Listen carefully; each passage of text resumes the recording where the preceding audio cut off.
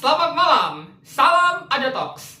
Saya akan membahas F1 GP Jepang dan balapan ini sangat sengit banget untuk peringkat 6 besar yang diwakili oleh 3 tim teratas yakni Mercedes, McLaren, dan Ferrari. Kita ulas jalannya balap terlebih dahulu. Dalam balapan ini, Andrea Kimi Antonelli berhasil back-to-back victory setelah sebelumnya menang di GP Tiongkok. Peringkat kedua diraih oleh Oscar Piastri dan ketiga milik Charles Leclerc. Peringkat keempat hingga keenam adalah teammate dari podium 3 besar yakni George Russell, Lando Norris, dan Lewis Hamilton. Pierre Gasly finish ke-7 setelah ia sukses menahan gempuran Verstappen yang harus puas finish ke-8.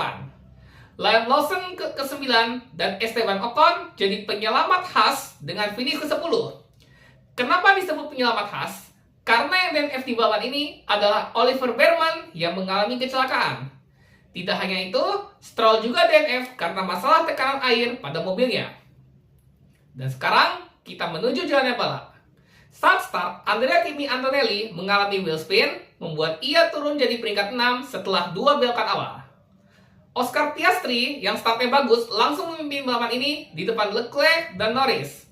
Duo Mercedes tercecer dari top 3 setelah lap pertama. Memasuki awal lap kedua, Antonelli berhasil menyalip Lewis Hamilton, membuat ia naik jadi peringkat kelima. Lalu pada lap keempat, Mercedes mulai membalas dengan Russell kembali naik jadi peringkat 2.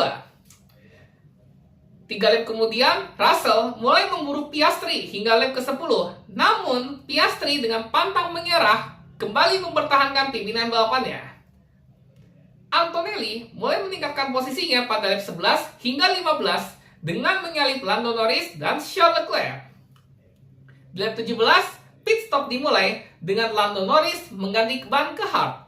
Begitu pula Charles Leclerc di lap berikutnya dan Oscar Piastri di lap 19 yang membuat Russell sementara memimpin balapan. Namun, insiden terjadi pada lap 22, yakni Oliver Bearman.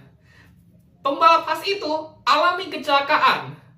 Saat ia berusaha untuk menyalip Franco Colapinto, lewat kamera onboard saya lihat, ia dipaksa keluar jalur, hilang kendali, dan menabrak dinding tepat di tikungan spoon. Bearman terlihat pincang setelah keluar dari mobilnya. Kecelakaan ini membuat safety car dikerahkan selama 6 lap. Dalam keuntungan safety car ini, Antonelli mengambil alih pimpinan balapan dan Russell paling dirugikan. Setelah restart, Russell disalip oleh Hamilton, membuat ia turun jadi peringkat keempat. Lalu 10 lap setelah reset Hamilton, lucknya Russell sudah habis. Charles Leclerc menyalipnya, membuat ia turun jadi peringkat 5. Dan Leclerc pun mulai battle dengan Hamilton 3 lap kemudian.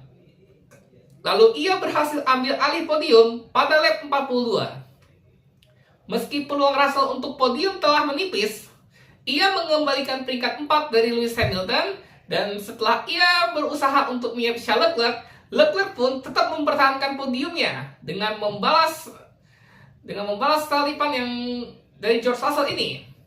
Dan Andrea Kimi Antonelli yang memimpin sejak safety car berhasil memenangkan balapan ini di Jepang, membuat ia memenangkan back-to-back GP setelah sebelumnya menang di Cina. Oscar Piastri dan Charles Leclerc melengkapi podium dengan finish kedua dan ketiga. Sementara bottom 6 adalah top 3. Bottom 6 dari top 3 ini diraih oleh Russell, Hamilton, dan Norris dan Hamilton. Oke, itu saja ulasan F1 GP Jepang dari saya. Dengan kemenangan yang diraih oleh Antonelli, maka untuk pertama kalinya dalam karirnya, Antonelli jadi pemuncak klasemen. Karena saat ini ia berusia 19 tahun 216 hari, Antonelli memecahkan rekor Lewis Hamilton di tahun 2007 yang saat itu berusia 22 tahun, 4 bulan, dan 6 hari pasca GP Spanyol di tahun tersebut. DNS streak buat Piastri telah berakhir dengan membalas hasil buruk dengan meraih podium kedua. Lalu, terkait kecelakaan yang dialami oleh Oliver Bearman, mobil Colapinto ini alami penurunan performa karena harvesting di tikungan lurus yang membuat Bearman itu harus menghindar. Sehingga Bearman hilang kendali, menabrak tembok di tikungan spoon, dan ia menabrak dinding. Aduh, Impact yang dialami oleh Behrman itu sebesar 50 G-force, sehingga pincangnya lutut yang dideritanya disebabkan karena memar. Meski begitu, karena tak ada jadwal F1 di bulan April, Behrman memiliki waktu untuk recovery dari cedera tersebut. Oke, sampai ketemu di GP Miami pada awal Mei mendatang. Meski jadwal kosong di bulan April, nanti saya akan infokan lagi terkait konten di luar F1 atau nanti bakal live berikutnya. Oke, dan nanti aku bakal live game F1 24 untuk besok. Setelah sebelumnya tidak ada karena suasana Lebaran Idul Fitri. And as always, thank you for watching.